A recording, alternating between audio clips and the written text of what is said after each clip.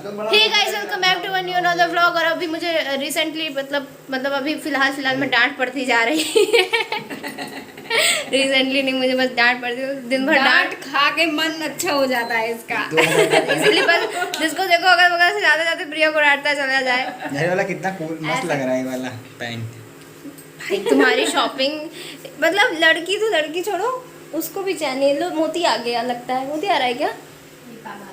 मोती कह रहे हैं अपना और कंटेंट नहीं बनाऊंगा, बहुत कंटेंट बना दिया मैंने। मोती नहीं आएगा। कह रहा बहुत कंटेंट बना दिया मैंने, अब अपना कंटेंट। तो गाइस अभी हम लोग के फ्लावर पॉट का कुछ हो नहीं पाया है, वो रखे हुए हैं, आपको दिखाते हैं। जो ना कल हम लोग गोल्डन वाला लगाने की सोच रहे थे, तो वो लगा नहीं, तो फिर उसको हम लोग ने अभी साइड रख दिया। बाकी जो ब्लू वाला था उसे ऐसे ही रख दिया।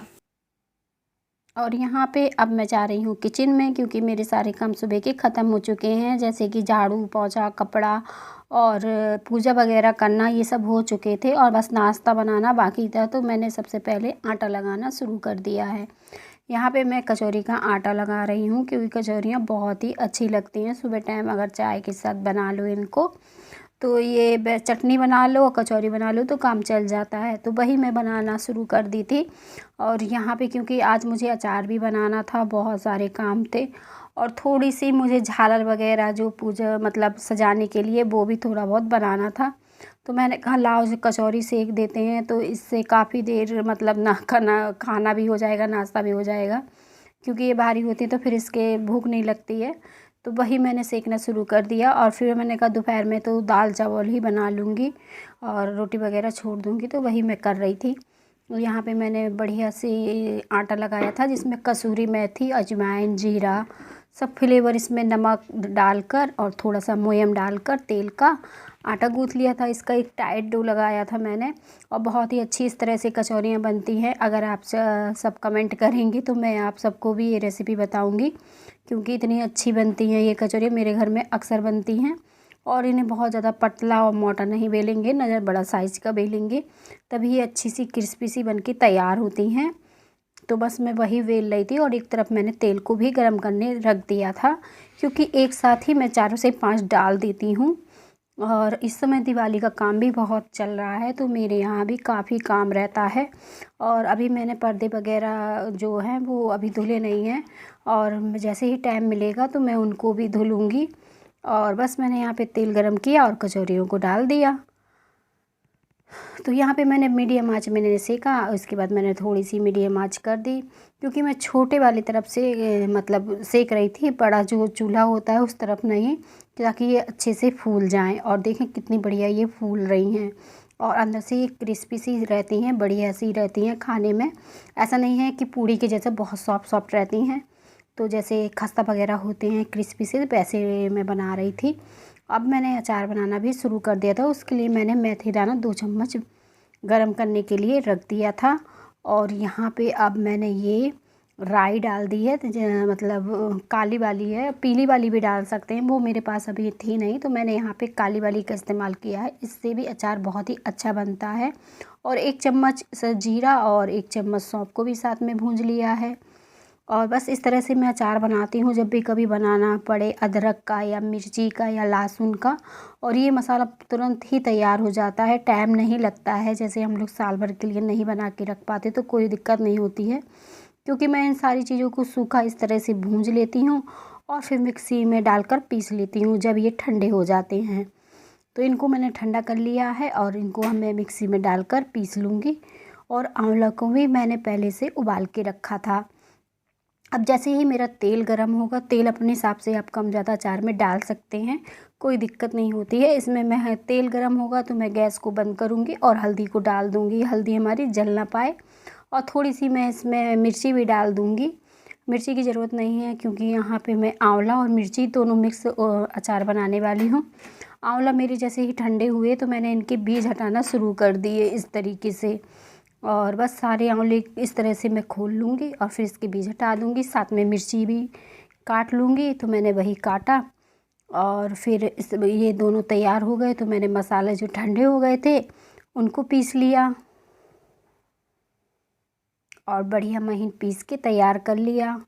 और बस ये हमारा जो अचार है बस अब बनने ही वाला है, कि बस हमने अचार का जो मसाला पीसा था वो डाल दिया, और इसके बाद जो तेल वगैरह जो गरम करके मैंने रखा था, इसमें थोड़ा सा मैंने कुटा हुआ मिर्च भी डाल दिया था और बस इन दोनों चीज़ों को डाल दिया है। अब हमें 4 चम्मच नमक डाल दूँगी, क्योंकि मेरी जो चम्मच है वो छोटे साइज़ की है, तो मैं इसमें कम से कम 4 चम्मच नमक आराम से डल जाएगा और वो डाल दूँगी। और बस ये आधा किलो 500 ग्राम ही ये था आंवला जो बाज़ार से आया था, और ये चम्मच थोड़ा छोटी थी, तो मैंने इसमें 4 चम्मच इस तरीके से नमक डाल दिया है। अब बस नमक डाल के मुझे अच्छे से मिक्स करना है। अचार मेरा तैयार हो गया और सारे काम मेरे ख़त्म हो गए हैं। और बस तो फिर हम आज जो झालर होती है फूलों की वो बनाने वाले हैं। तो अचार तो मैंने आपको बता ही दिया कि मैं कैसे अचार बनाती हूँ झटपट से। तो अब झालर भी बनाना शुरू कर देते हैं घर सजाने के लिए। और यहाँ पे मैं इस तरह से जो थैले आते हैं, ये अक्सर घरों में सामान में आ ही जाते हैं। और अगर आपके पास प्लेन हो वाइट वाला तो प्लेन ले सकते हैं, पर मेरे पास इस समय जैसे सफाई में फिक गए थे तो नहीं थे, तो मैंने यहाँ पे एक पिंक कलर का ले लिया और वाइट जो डिज़ाइन वाला था वो ले लिया। और बस हम इसे काटेंगे और इससे फूल बनाना शुरू करेंगे। एक तरीके का फूल मैं आज बताऊँगी आपको और एक तरीके का कल। तो जो सबसे ईजी है वो तरीका मैं बताऊँगी।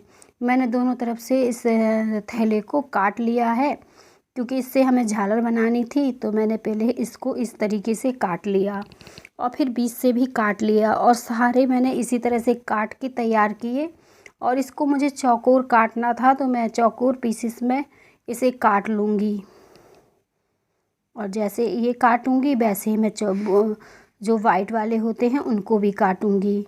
बस ये काटने में टाइम लगता है, फिर बनाने में बिल्कुल भी टाइम नहीं लगता। काटने में भी ज़्यादा टाइम नहीं लगता है, क्योंकि एक साथ आप काटोगे ज़्यादा तो कट जाते हैं, कोई दिक्कत नहीं होती है। और बस मैं इस तरह से डबल कर रही हूँ ताकि एक साथ जी काफ़ी सारे मतलब कट जाएं। तो मैंने फ़ोल्ड कर लिया और बस फ़ोल्ड करके इसमें कैंची चला दिया। तो आप इस बेकार से जो थैले पड़े रहते हैं, और नहीं तो जो प्लास्टिक पन्नी आती हैं कलरफुल सी, उनसे भी बना सकते हैं। और सबसे अच्छी बात भी ये है कि ये घर में बहुत ही बजट में बन जाते हैं और देखने में भी काफ़ी सुंदर लगते हैं। ऐसा नहीं है कि ख़राब लगें, बस आपको इस बात का ध्यान रखना पड़ता है कि जो थैला जो ये सब हम यूज कर रहे हैं या पन्नी, वो अच्छी क्वालिटी की हो और मतलब कलर अच्छा रहे उसका, तो देखने में ज़्यादा सुंदर लगेगी। और बस मैंने इस तरह से फूल बनाना शुरू कर दिया था इसे मोड़ के, और मैंने यहाँ पे सुई में धागा डाल लिया था। और फिर मैंने देखा ये वाइट धागा है, तो मैंने धागा चेंज किया और पिंक कलर का मैंने फिर धागा डाला। इस तरीके से मैचिंग का था मेरे पास, नहीं होता तो मैं वाइट भी डाल दी थी, उतना धागा दिखता नहीं है। और फिर मैंने इस फूल को इस तरीके से बनाना शुरू कर दिया है, और साथ में मैंने इसमें मोती लगा दिया है।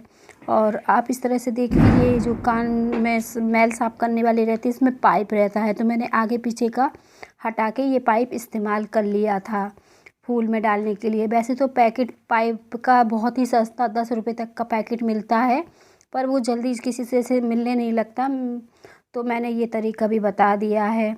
और इस तरह से अगर पत्ती मिल जाती हैं तो नीचे या ऊपर आप पत्ती भी लगा सकते हैं।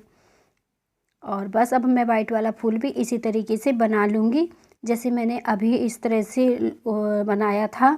बस मैंने इसको एक तरफ आगे और एक तरफ पीछे इस तरह से फ़ोल्ड किया और बस फिर इसमें डाल दिया, तो एक फूल के जैसे बनता चला आता है ये। तो आज का तरीका आपको या आज का ब्लॉग अच्छा लगा हो तो लाइक कर दीजिएगा ब्लॉग को, और इसी तरह के नए नए ब्लॉग करने के लिए ब्लॉग बनाएंगे हम लोग। और टाटा बाय बाय, मिलते हैं अगले ब्लॉग में।